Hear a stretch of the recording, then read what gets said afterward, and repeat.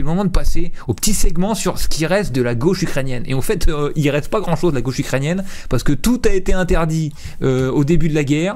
Tous les pacifistes et tous ceux qui y étaient genre pour rester proches de leurs voisins russes, tu vois, et pour pas partir en guerre avec eux, pour pas rejoindre l'OTAN et qui étaient contre le coup d'état du Maïdan, ont été purgés et interdits dès 2022. Donc on a quand même un article là de Mediapart, les gauches ukrainiennes racontent leur combat, et vous allez voir en fait tout ce qui reste c'est les gauches postmodernes façon Glucksmann. Et c'est assez triste à voir, mais c'est quand même intéressant. On va les écouter un peu. D'abord, faudrait bien dire quand même, la guerre, c'est l'écrasement de la lutte des classes, d'accord? La guerre, c'est le contraire de la lutte des classes. Et donc, dès qu'une guerre se déclenche, ou est sur le point de se déclencher, ou que des gens ont envie de la déclencher, ont besoin de la déclencher, ils vont tout faire pour écraser la lutte des classes et la remplacer par la lutte des peuples, tu vois. Genre, en fait, des ouvriers, les uns contre les autres. Et donc, là, on a un article de Marianne, que je tiens pas vraiment dans mon cœur à part ça, mais... c'est le seul en français qui racontait ça. L'Ukraine interdit 11 partis politiques d'opposition accusés d'être pro-russes. Alors, qu'est-ce que ça veut dire être pro-russe? Est-ce qu'ils ont partagé des vidéos de Danil le Russe? Je ne sais pas. Zelensky a choisi d'interdire 11 partis politiques d'opposition accusés de diviser et de collaborer avec la Russie. Ça, c'est un mois après l'invasion. Dimanche 20 mars, Zelensky s'est adressé, il y a une vidéo Telegram au peuple ukrainien. Les mots choisis par le président sont forts. Toute activité de la part de politiciens participant à diviser la société ou à collaborer avec l'ennemi ne réussira pas. Alors est-ce que ça va m'arriver moi aussi dans quelques mois, je ne sais pas. Et recevra une réponse sévère de diviser la société. C'est exactement ça en fait. Diviser la société, c'est quoi? C'est la lutte des classes, quoi. Genre, qu'il y ait une opposition entre la bourgeoisie ukrainienne et les masses travailleuses ukrainiennes, c'est inacceptable quand c'est la guerre, d'accord? Il n'y a qu'un seul avis qui tient, c'est celle de la bourgeoisie ukrainienne. Donc, 11 partis considérés comme pro-russes, ou en fait, vous allez voir, lutte contre la guerre, quoi, pour la négociation, quoi, ont ainsi été suspendus par le Conseil national de sécurité de l'Ukraine. Imaginez 11 partis en France qui sont rayés de la carte d'un coup et qui doivent passer dans la clandestinité. Le chef d'État n'a pas hésité à justifier cette décision par sa volonté de protéger les intérêts supérieurs de la nation. Je voudrais rappeler à tous les hommes politiques de tous les camps, le temps de guerre expose assez bien la misère d'ambition personnelle de ceux qui tentent de faire passer leurs propres ambitions, leur propre parti ou leur carrière au-dessus des intérêts de l'État, les intérêts du peuple. Ceux qui se cachent à l'arrière tout en faisant semblant d'être le seul qui se soucie de la défense.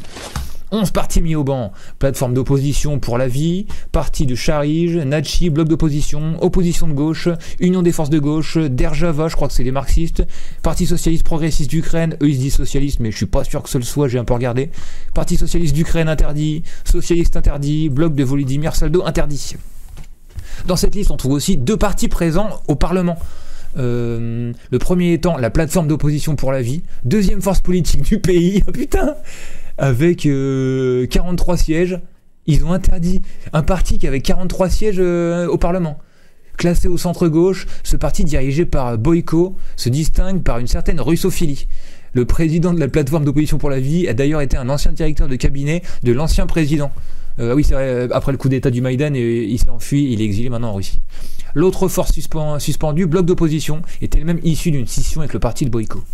Si les autres organisations suspendues ne disposent pas de députés présents au Parlement, il s'agit pour la majorité de partis de gauche. On y trouve le parti de Charige, né de l'idéologie du youtubeur pro-russe Anatoly Charige, qui défend une politique libertarienne.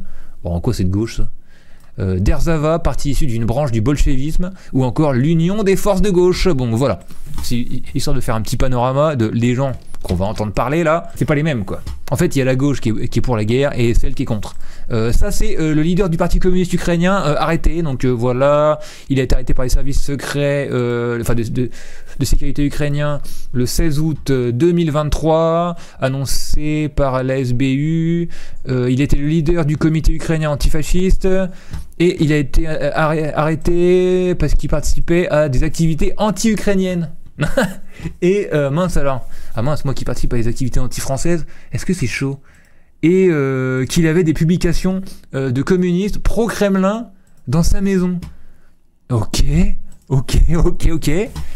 Et ensuite, un petit tour avant de lire l'article sur ce type, alors je pense qu'il est de gauche aussi, un mec tout gentil, tout tigeant, mais checkez-le. Pourquoi Zelensky a fait placer un pacifiste en résidence surveillée? C'est lui là.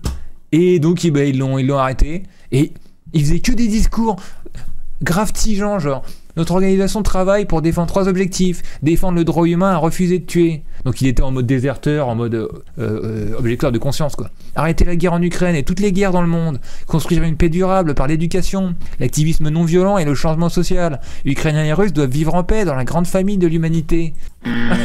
Au trou immédiatement. Son tort, avoir envoyé une lettre au président Zelensky accompagnée du programme de paix pour l'Ukraine et le monde. En guise de réponse, les services de sécurité ont fait irruption chez ce militant pacifique. Que s'est-il passé pendant l'interrogatoire? Le service de sécurité de l'Ukraine a fait irruption dans mon appartement, l'a fouillé, n'a rien trouvé de criminel ou même de pro-russe, mais a saisi un ordinateur et un smartphone. Un enquêteur m'a remis une notification personnelle de suspicion. Qu'est-ce que c'est que ce nouveau délire? Une notification formelle de suspicion en vertu de l'article 436 du code pénal de l'Ukraine qui dit que j'ai justifié l'agression russe en envoyant la déclaration du mouvement pacifiste programme de paix pour l'Ukraine au président Zelensky. Et ben voilà, voilà, il s'est fait arrêter. Et donc voilà, maintenant l'article que je vais vous lire, c'est tous les autres, ceux qui ne se sont pas fait interdire, et vous allez comprendre avec leur discours ce qui est autorisé quand on est, ce qui est toléré de la gauche ukrainienne, ok? Tous les autres discours de gauche ukrainienne, c'est ce que je dis là, par exemple, tu vois, c'est interdit, ok? Les mecs viennent chez toi et ils te mettent une notification formelle de suspicion. Les gauches ukrainiennes racontent leur combat. Après 2 ans de guerre contre la Russie, des militants de gauche ukrainiens racontent la lutte armée, avec le régime, pas contre le régime, les difficultés du combat syndical contre la caste sociale et le regard sur le futur de leur pays, alors que le néolibéralisme profite du conflit pour s'imposer. Par Justine Brabant, qui avant bossait à Arrêt sur Image, je crois. On dit parfois qu'il n'y a pas de gauche en Ukraine. Plus de 20 ans de stalinisme y ont de fait rendu l'utilisation de cette étiquette compliquée. Se dire de gauche fait lever un sourcil. On en est là en Ukraine, d'accord? Se réclamer du socialisme provoque méfiance, voire colibet. C'est encore plus vrai depuis l'invasion russe de février 2022. S'il n'y a pas de gauche au sens institutionnel en Ukraine, en fait, ils ont été interdits, ouais. Il existe pourtant dans le pays des voix et des mobilisations progressistes, internationalistes, écologistes, féministes, des militants pour la justice sociale et contre les réformes néolibérales. La guerre contre la Russie, qui va entrer dans sa 3e année ce 24 février, ne les a pas éteintes, pas toutes. Dans un certain cadre, quoi. Début juillet 2023, alors que toute l'Ukraine a été suspendue à la contre-offensive de ses forces armées, le mouvement social a pris le temps d'un communiqué pour dénoncer la mort du jeune Naël. En novembre 2023, alors que le président Zelensky affichait un soutien résolu à Israël et ses bombardements indiscriminés sur Gaza, des militants et membres de la société civile ont signé un texte de soutien au peuple palestinien. Ok, bon, d'accord. Disons que c'est des sujets un peu à la marge pour l'Ukraine, j'ai l'impression. Hein. Malgré leur vie bouleversée par la guerre, des militants organisent des conférences sur le dérèglement climatique, continuent de lancer des appels à un cessez-le-feu immédiat en Palestine, tiennent des permanences juridiques pour les travailleuses et travailleurs et se mobilisent contre la fermeture d'universités. Alors que le débat public sur l'Ukraine est souvent monopolisé par des experts, c'est ce qu'on disait dans le chat tout à l'heure, prodiguant des doctes conseils géopolitiques depuis le confort des capitales d'Europe de l'Ouest, et que la volonté des Ukrainiens y est souvent réduite à celle de leur président, il est urgent de les écouter. Je pense qu'on va entendre des Glucksmann ukrainiens. Bref, avec un fusil sous la tempe. Oleksandr Skiba n'a pas une minute pour lui. Il préfère caler ses rendez-vous importants sur l'application Zoom installée sur son ordinateur. Ce cheminot travaille comme conducteur dans un dépôt de locomotives de la banlieue de Kiev, à Darnitsia. Il préside le syndicat indépendant des cheminots ukrainiens, qui compte environ 50 000 adhérents. Depuis plusieurs mois, ses journées sont ponctuées par les appels de travailleurs et ayant besoin de conseils ou de soutien. Au début de la guerre, nous avons dû littéralement préserver la vie de nos collègues, trouver des pare-balles, des médicaments. Aujourd'hui, nous revenons à des actions syndicales plus classiques, de défense des droits des cheminots, rebondit-il. Et il y a matière, tant les administrations et le gouvernement serrent la vis et rendent les conditions de travail encore plus dures et plus compliquées. Alors ouais, vous allez rigoler, checkez ça. Après la guerre elle-même, sans doute la préoccupation principale des militants de la gauche ukrainienne, l'accélération du démantèlement de leur code de travail. L'une des illustrations les plus frappantes de ce mouvement est la loi dite 53-71, qui prive quasiment 70% des travailleurs et travailleuses de leurs droits. Ratifiée en août 2022 par Zelensky, elle prévoit que, pour les entreprises de au moins 250 salariés, plus aucun accord collectif ne s'applique. Les contrats de travail sont négociés et signés directement entre l'employeur et l'employé. On est de retour au 19e siècle. Autrement dit, il n'existe plus aucun garde-fou concernant le temps de travail maximum, le salaire minimum ou les conditions de licenciement. Donc il n'y a plus aucun droit du travail depuis août 2022 en Ukraine. C'est vrai que, ouais, voilà. Bon, ça au moins, c'est un sujet de fond pour les Ukrainiens et pas le jeune Naël. Bon. Même les très grandes centrales syndicales réputées plus accommodantes avec le gouvernement estiment qu'il y a un problème. Le dialogue social c'est considérablement compliqué avec la guerre. D'accord, mais je veux entendre parler de la guerre les gars. Parce que en fait, je comprends bien que vous êtes tolérés si vous parlez du jeune Naël, vous êtes tolérés si vous faites une tribune sur la Palestine, mais dès que vous commencez à ouvrir vos gueules sur la stratégie de la guerre et la vassalisation totale du pays à l'OTAN, là par contre vous avez une notification de suspicion. Les soutiens extérieurs, seuls espoirs. Si toutes les organisations et militants de gauche du pays sont conscients du démantèlement du droit du travail en cours et de la reconstruction ultralibérale qui s'annonce, leurs marges de manœuvre sont réduites. On ne peut malheureusement pas utiliser les méthodes classiques comme les manifestations et les grèves interdites par la loi martiale. Tout ce qui nous reste, ce sont les négociations et les recours judiciaires, mais ces derniers coûtent très cher. Les élites ukrainiennes sont complètement néolibérales et il n'y a pas d'acteurs en mesure de s'opposer efficacement à leurs attaques contre les droits des travailleurs. Diagnostic sobrement, Olena, chercheuse en sciences sociales. Le fait que le nombre de ces militants progressistes soient engagés dans la guerre contre la Russie n'aide pas. La plupart de mes amis de gauche sont allés rejoindre l'armée ukrainienne ou se sont portés volontaires pour aider l'armée, constate l'écrivain, engagé volontaire depuis le début de la guerre. La seule exception, ce sont les stalinistes. Donc certains... Ah, let's go. Ils parlent de nous. Dont certains sont partis rejoindre l'occupant russe. Ah merde. Non, annulé. L'occupant russe, vous voulez dire, ils sont partis en Russie parce qu'ils avaient de la famille là-bas pour fuir la guerre, ou ils ont rejoint l'armée russe, ou alors ils ont rejoint des autonomes dans le Donbass, que ça veut dire. Mais les gens de la gauche anti-autoritaire ukrainienne, la plupart des anarchistes, des marxistes, ouais, de la nouvelle gauche, alors nouvelle gauche, je crois que c'est comme en France, c'est Rocard, Hamon et tout, non ? Ceux qui considèrent que la lutte des classes s'est dépassée, genre par exemple Caron quoi, on rejoint les rangs de l'armée, soit s'entraînent pour la rejoindre. S'ils ne peuvent pas, à cause d'enfants malades par exemple, ils tentent d'aider l'armée en apportant du matériel. Beaucoup de familles issues de la gauche ont aussi rejoint l'armée en tant que médic. Dans ce contexte, les soutiens extérieurs sont l'un des seuls espoirs. Il y invite également les citoyens européens ou américains, dont une partie des impôts est utilisée dans des programmes d'aide financière à l'Ukraine, à faire pression pour inclure les clauses sociales dans les conditions d'aide et les marchés publics. Oh putain mais c'est vraiment triste. L'enfer. C'est-à-dire que là, ils reçoivent des thunes de la CIA, là, genre la NED, trucs comme ça, là, l'USAID, et ils supplient la gauche américaine ou occidentale de faire pression pour que la vassalisation de l'Ukraine soit pas trop dure pour eux quand même. Dans un monde idéal, bien sûr qu'on voudrait que les acteurs principaux du changement qui imposent leurs conditions à l'État soient les travailleurs eux-mêmes, mais étant donné les conditions dans lesquelles elles se trouvent, la faiblesse générale des forces sociales et de la classe ouvrière ukrainienne, ça je veux bien le croire, nous avons besoin d'une force tierce externe, comme les partis de gauche ou les syndicats d'autres pays de l'Ouest. Eux peuvent faire pression sur l'État ukrainien. Ah ça ils le font mon pote, mais peut-être pas dans le bon sens.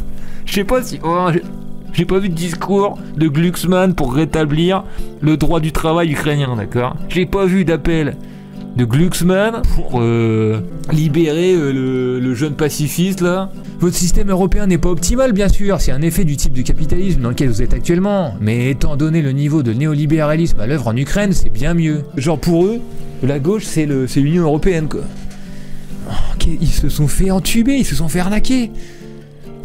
D'ici 20 ans, ils vont se réveiller corrompus comme nous par la société de consommation. Alors il y aura peut-être plus de mafia en Ukraine, d'accord hein. Nous rejoignez pas les gars, je vous en conjure quoi.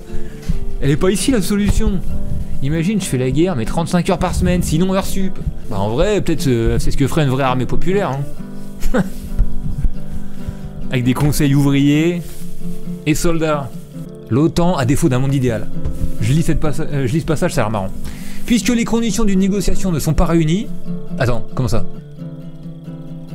Mais elles sont réunies, c'est juste les Américains qui veulent pas. Admettons, puisque les conditions d'une négociation ne sont pas réunies, ou pour tenter de gagner cette guerre, la gauche anti-autoritaire ukrainienne en appelle donc, comme depuis début 2022, à soutenir les livraisons d'armes. Et pour s'assurer que cette guerre soit la dernière, nombre de ses militants estiment que l'Ukraine n'a pas d'autre choix que d'intégrer l'OTAN. C'est sûr qu'intégrer l'OTAN, c'est la garantie qu'il n'y ait pas d'autre guerre. C'est sûr que l'OTAN a assuré la paix dans le monde entier depuis 1945. Je comprends bien sûr les critiques de l'OTAN d'un point de vue de la sécurité internationale. Ce n'est pas une bonne chose quand certains des États les plus riches qui dominent déjà le monde d'un point de vue économique et dont beaucoup sont d'anciennes puissances impériales, d'anciennes, ah il parle de la France peut-être, disposent en plus de cela de leur propre bloc militaire. Je comprends tout cela. Dans un monde idéal, les alliances militaires n'existeraient pas, et les États non plus d'ailleurs. Mais du point de vue ukrainien aujourd'hui, ce n'est pas réaliste. À mon avis, l'Ukraine n'a tout simplement pas d'autre choix que de se vassaliser aux États-Unis. Ce pragmatisme n'empêche pas ces militants de continuer d'imaginer et de rêver à ce que pourrait être un monde plus juste une fois la guerre passée. L'Ukraine y consacrerait 5% minimum de son budget à la sécurité sociale. Quel idéal! Là, ils sont vraiment dans le rêve absolu. Ces habitants continueraient d'y dialoguer avec les autres périphéries de l'Occident. Ah, en fait, ils imaginent un monde où l'Occident soit encore hégémonique et après le reste soit de la périphérie, pour élaborer un nouveau système international, non dominé par la concurrence impérialiste, mais par l'hégémonie impérialiste d'un seul bloc, ouais, c'est beaucoup mieux. Et la reconstruction du pays irait de pair avec des emplois verts, un salaire décent, une vigilance syndicale, une responsabilité des entrepreneurs, un emploi protégé et un environnement de travail sain et sûr. Donc ils sont pas vraiment contre le capitalisme. Bon, c'est une interview de 3-4 militants de gauche glucksmannienne ukrainiens, étant donné que tous les autres ont été interdits. Intéressant à lire, je suis pas vraiment surpris.